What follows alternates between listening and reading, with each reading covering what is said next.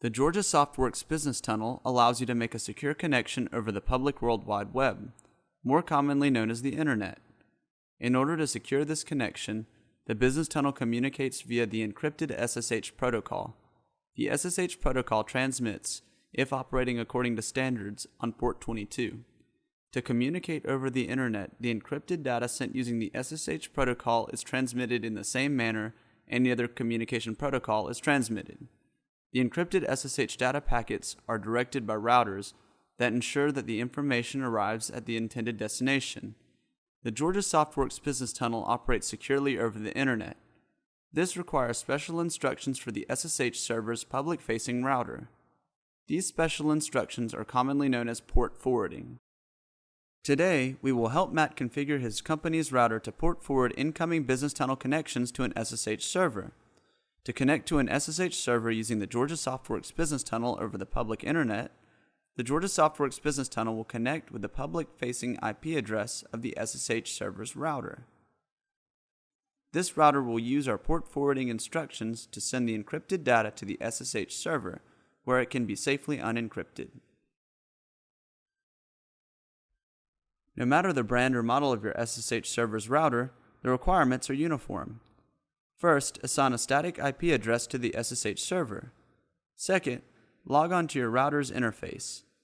Third, look for a tab or menu with a label similar to one of the following: Applications and Gaming, Advanced, Port Forwarding/Port Triggering, NAT/QoS. You will need to provide the same basic information to instruct the router to forward traffic to a certain port. First, enter the port number that the incoming Business Tunnel traffic will be received on. Second, choose the TCP protocol.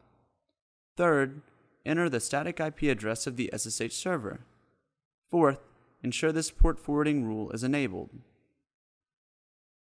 In Matt's case, his company owns a Netgear router. Matt needs to configure the GSW SSH server's public-facing IP address to port forward incoming Business Tunnel connections to the SSH server. Matt will access his company's Netgear router via the router's administration panel. The Netgear router uses IP address 192.168.1.1 to access this panel. Once at the admin panel for the router, click on Port Forwarding or Port Triggering in the left-hand side bar. In the configuration panel that opens in the right-hand side, set the service type to Port Forwarding.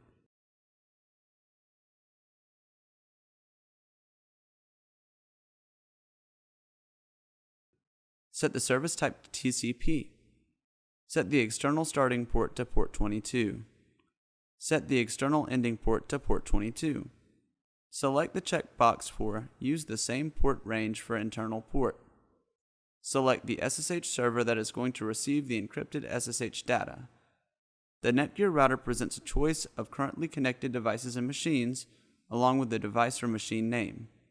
For Matt's case, he will send his company's incoming SSH data to the SSH server named Thomas32, which has a copy of the Georgia SoftWorks SSH server running. Now click Apply.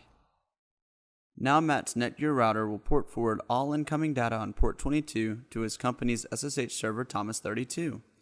If you hadn't had a chance to view Matt's additional configuration videos, take some time to review how Matt was able to configure the complete Georgia SoftWorks Business Tunnel on our example videos page at georgiasoftworks.com.